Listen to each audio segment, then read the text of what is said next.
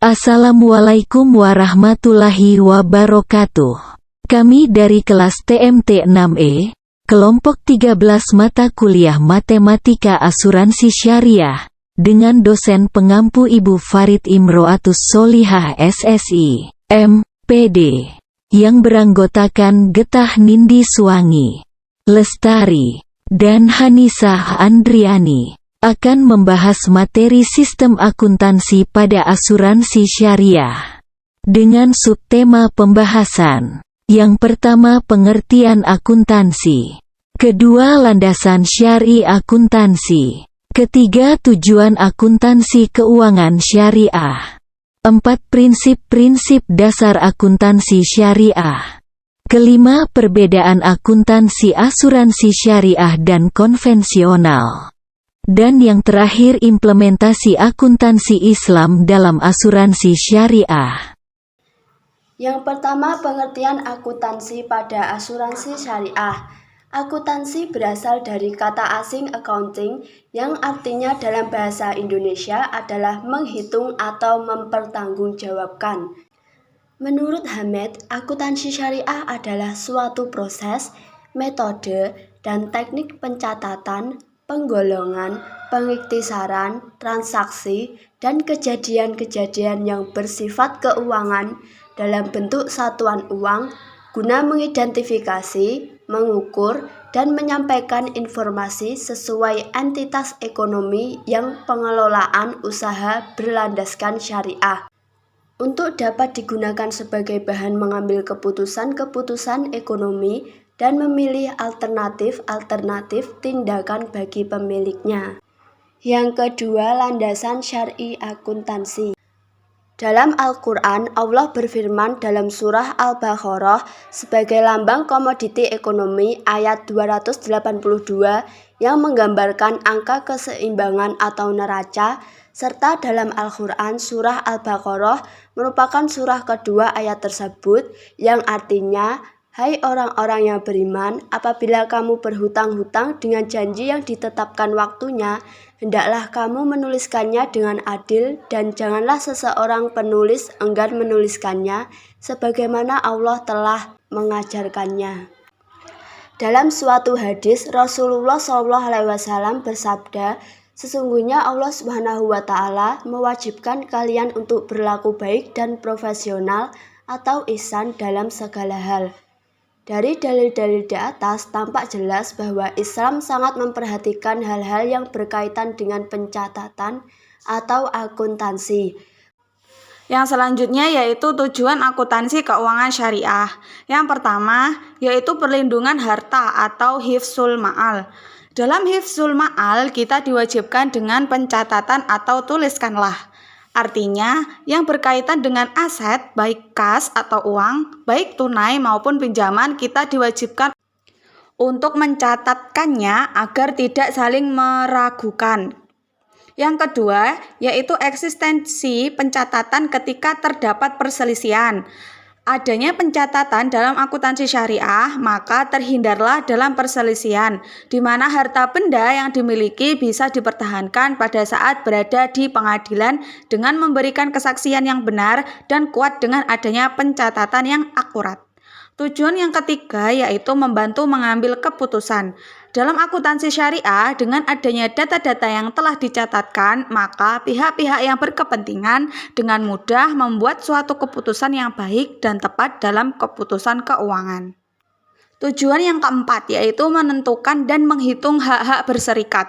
Adanya kesepakatan bersama dalam hak berserikat. Tujuan yang kelima yaitu menentukan hasil usaha yang akan dizakatkan. Dengan adanya catatan keuntungan dan kerugian dalam konteks kerugian keuntungannya mengalami penurunan dari tahun ke tahun. Dalam hal usaha yang kita jalankan, maka kita dianjurkan untuk mengeluarkan zakatnya karena harta yang kita miliki sebagian ada hak orang lain. Tujuan yang terakhir yang keenam yaitu pertanggungjawaban. atas transaksi atau penggunaan sumber daya ekonomi sehingga melahirkan laporan keuangan yang mana perhitungan imbalan harus diberikan apabila kebaikan yang akan diperoleh. Sebaliknya, apabila terjadi kecurangan seperti penyelewengan, maka sanksi dan balasan akan diperoleh. Kemudian materi yang selanjutnya yaitu prinsip-prinsip dasar akuntansi syariah. Pada prakteknya, akuntansi syariah memiliki beberapa prinsip dasar yang membedakannya dengan akuntansi konvensional. Prinsip tersebut diantaranya ialah yang pertama, prinsip pertanggungjawaban. Karena dasar yang digunakan dalam akuntansi syariah ialah ilmu syariah, maka prinsip pertanggungjawaban merupakan salah satu bentuk implementasi hal tersebut, di mana setiap hal yang dilakukan oleh manusia harus dipertanggungjawabkan. Secara konkret, transaksi yang dilakukan seorang pebisnis harus dipertanggungjawabkan. Salah satunya ialah melalui laporan keuangan atau laporan akuntansi yang telah dibuat oleh akuntan. Yang kedua yaitu prinsip keadilan. Prinsip keadilan dalam akuntansi ini memiliki dua pengertian, yaitu yang pertama ialah keadilan yang berkaitan dengan praktik moral, yaitu kejujuran yang merupakan faktor yang sangat dominan. Tanpa kejujuran ini, informasi akuntansi yang disajikan dalam jurnal dan laporan keuangan akan menyesatkan dan sangat merugikan masyarakat. Keadilan di sini bersifat lebih fundamental dan tetap berpijak pada nilai-nilai etika atau syariah dan moral. Pengertian inilah yang lebih merupakan sebagai pendorong untuk melakukan upaya-upaya dekonstruksi terhadap rupa akuntansi modern menuju pada sistem akuntansi alternatif yang lebih baik. Yang ketiga yaitu prinsip kebenaran. Berkesinambungan dengan prinsip keadilan, prinsip kebenaran akan menciptakan keadilan dalam mengakui, mengukur, dan melaporkan transaksi-transaksi ekonomi.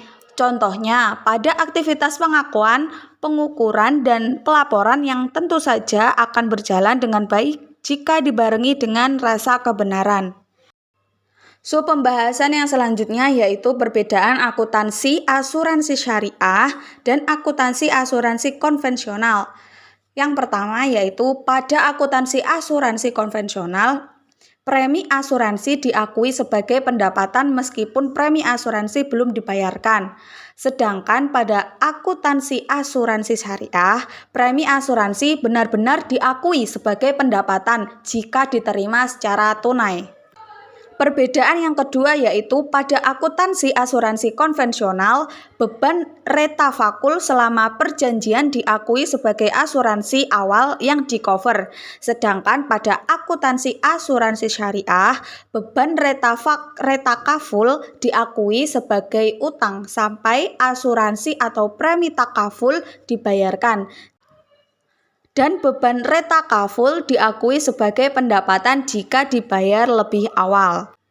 Perbedaan yang ketiga yaitu pada akuntansi asuransi konvensional, dana asuransi yang terhimpun dikelola untuk kepentingan bisnis perusahaan dengan keuntungan yang dinikmati oleh perusahaan dan pemegang saham.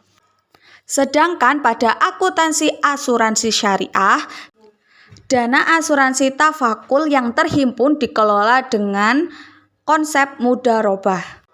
Kemudian perbedaan yang keempat, pada akuntansi asuransi konvensional, laba atau surplus investasi ditransfer ke pemegang saham. Sedangkan pada akuntansi asuransi syariah, laba investasi dari dana takaful keluarga yang terhimpun dibagikan kepada peserta takaful keluarga dan perusahaan tidak berhak mengakui surplus ini sebagai pendapatan.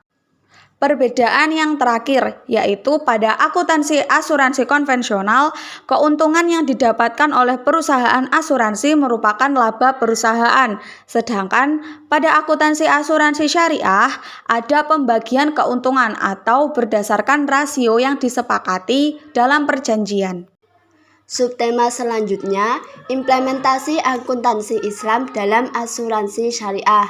Yang pertama, akuntansi syariah dengan akad mudharabah. Dalam akad ini terdapat pemisahan pengelolaan dana antara dana pemegang saham atau DPS dengan dana peserta asuransi atau DPA.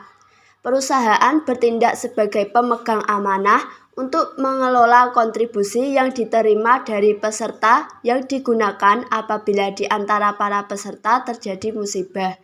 Di lain pihak, peserta menyetujui bahwa dana yang disetor akan dikelola secara profesional oleh operator. Jika pada akhir periode, peserta yang tidak mendapatkan musibah akan memperoleh bagi hasil. Dengan demikian, dalam akad ini dana yang disetorkan partisipan merupakan milik peserta dan tidak dapat dipergunakan untuk kepentingan pemegang saham.